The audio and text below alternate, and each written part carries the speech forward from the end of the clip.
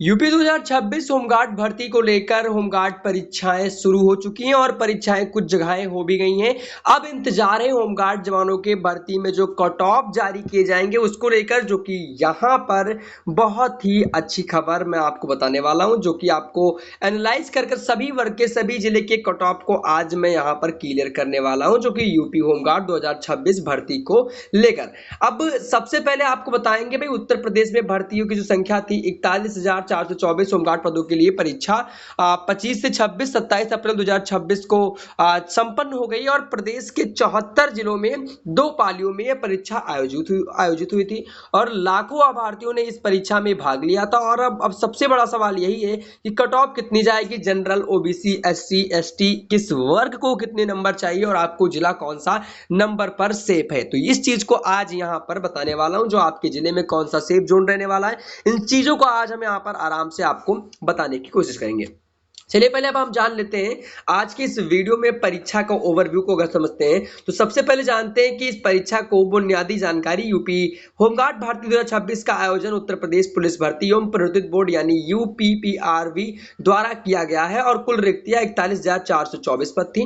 परीक्षा में 100 प्रश्न आए थे, 100 अंक के थे और समय सीमा 2 घंटे के थे। पेपर ओएमआर आधारित था और सबसे अच्छी बात है कोई नेगेटिव मार्किंग नहीं, यानी कि माइनस मार्किंग नहीं थी। अब विषय केवल एक जनरल नॉलेज यानी सामान्य ज्ञान का था। अब चलिए यहाँ पर हम बढ़ते हैं और जानते हैं भी क्या कुछ सिस्टम है। तो साथियों, परीक्षा के बाद सोशल मीडिया पर काफी चर्चाएं हो रही हैं। कई अभ्यर्थियों ने पेपर को कठिन बताया और कई ने कहा कि जीके का सवाल यूपीएससी लेवल के थे, यानी कि विशेषज्ञों के अनुसार पेपर का ओवरऑल लेवल और इसके साथ मॉडरेट यानी मध्यम रहा है, लेकिन सामान्य ज्ञान और यूपी विशेष के कुछ सवाल वाकई कठिन थे। करंट अफेयर्स और अंतरराष्ट्रीय संबंधों पर सवाल थे जो औसत अभ्यर्थियों को मुश्किल लगे। चूंकि नेगेटिव मार्किंग नहीं थे, इसलिए जिन अभ्यर्थियों ने सभी 100 सवाल अटेम्प्ट किए हैं उनका स्कोर ज्यादा रहेगा और एक्सपर्ट के अनुसार 65 से 80 सवाल अटेम्प्ट करना सेफ माना जाता है। अब सवाल है तो कट ऑफ क्या जाएगी। अब आपको बता दें, देखिए साथियों, नीचे की टेबल यानी कि जो यहां पर आप देख रहे हैं इसमें वर्ग के बारे में एक्सपर्ट का कट ऑफ दी गई है और ऑफिशियल नहीं है, बल्कि यह एक्सपर्ट और पिछले वर्षों के ट्रेंड पर आधारित अनुपात है। तो समान वर्ग जनरल वर्ग में 55 से 65 अंक और 65 अंक का सेफ स्कोर हो सकता है समान वर्ग के लिए, जनरल के लिए। और ईडब्ल्यूएस में 52 से 62 अंक, जो कि 62 अंक सेफ स्कोर हो सकता है और ओबीएस वाले के लिए 60 अंक का सेफ स्कोर हो सकता है, यानी कि 50 से 60 के करीब में। और एससी के लिए 45 से 55, एसटी के लिए 40 से 50 और 50 अंक सेफ स्कोर हो सकता है। यानी कि कुल मिलाकर जो जनरल का अभ्यर्थी कम से कम 65 अंक पेपर 65 अंक होना अनिवार्य लगभग होना चाहिए। और साथियों ध्यान दें कि यह कट ऑफ जिलेवार अलग अलग हो सकती है। बड़े शहरों, कुछ लखनऊ, कानपुर और प्रयागराज में अलग अलग तरह से कट ऑफ के ऊपर जा सकती हैं। अब हम बात करते हैं, हर जिले की बात करेंगे, लेकिन अब हम बात करते हैं यहाँ पर साथियों बोनस मार्किंग या आपकी रैंक बदल सकती है। तो साथियों, यूपीपीआरबी फाइनल मेरिट लिस्ट केवल राइटिंग एग्जाम के अंकों पर नहीं बनती, बल्कि बोर्ड कुछ विशेष योग्यताओं के लिए बोनस मार्क भी देता है। यानी कि जो अगर आप एनसीसी सर्टिफिकेट एबीसी ग्रेड करते हैं तो अतिरिक्त 5 अंक दिए जाएंगे और इसके साथ साथ स्काउट गाइड सर्टिफिकेट के नियमानुसार के अतिरिक्त अंक दिए जाएंगे और इसके साथ साथ यहाँ पर जो आपके अतिरिक्त अंक मिलेंगे भैया डिजास्टर मैनेजमेंट ट्रेनिंग सर्टिफिकेट अगर आपकी होगी तो इसमें भी अतिरिक्त अंक मिलेंगे और वैलिड ड्राइविंग लाइसेंस एलएमबी और एचएमबी पर भी आपको वरीयता अंक मिलेंगे। तो अब बात करते हैं, इसका मतलब है कि अगर आपको राइटिंग में अंक लिए कम आपने तो उसमें एनसीसी ड्राइविंग लाइसेंस तो आपकी रैंक ऊपर जा सकती है और डॉक्यूमेंट वेरिफिकेशन के समान सर्टिफिकेट्स जरूर साथ रखें। अब बात करते हैं हर जिले में क्या क्या कट ऑफ है। तो अगर हम बात करें लखनऊ की तो बहुत अधिक है, जो कि 62 से 68 जनरल कट ऑफ है। भैया जनरल कट ऑफ 62 से 68 है, समझ लीजिए भैया 62 से 68। कानपुर नगर में बहुत अधिक है, 61 से 67 अंक। प्रयागराज में बहुत अधिक, 61 से 67 अंक। वाराणसी में अधिक है, 50 से 66। आगरा में 59 से 65 है और इसके साथ साथ गोरखपुर में 59 से 65 यहाँ पर भी है। मेरठ में 58 से 64 जो कि अधिक है सब। गाजियाबाद में भैया 59 से 65 है भैया और इसके साथ साथ नोएडा गौतम बुद्ध नगर में बहुत अधिक है, 60 से 66 अंक है, और बरेली में 56 से 62 अंक, और अलीगढ़ में 55 से 62 अंक, मुरादाबाद में माध्यम है जो कि 55 से 61 अंक हो गया। अगर हम बात करें सहारनपुर में तो माध्यम है भैया 54 से 61 अंक, और झांसी में माध्यम 64 से 60 अंक, मथुरा में 55 से 61, फिरोजाबाद में 53 से 60, इटावा में भैया 62 से 59, औरैया में 50 से 57, और इसके साथ महोबा में 48 से 56, चित्रकूट में 48 से 55, और इसके साथ साथ हमीरपुर में भैया कम से कम 48 से 56, ललितपुर में 47 से 55, बांदा में 49 से 57, और सोनभद्र में सब कम है भाई। यहाँ पर देखिए आप देख सकते हैं कम है 46 से 54, मिर्जापुर में भैया 40 से 57, और भदोही में कम से कम 48 से 55 का, जालौन में कम होगा भैया 47 से 55, और इसके साथ साथ फतेहपुर में आपका 52 से 59 हो जाएगा, रायबरेली में भैया 53 से 60 हो जाएगा, अमेठी में 50 से 57, और इसके साथ साथ सुल्तानपुर में 51 से 58, अयोध्या में भैया 54 से 61 का, अंबेडकर नगर में भैया जो कि कम रहेगा 49 से 57, बाराबंकी में माध्यम रहेगा 52 से 59 अंक, और इसके साथ साथ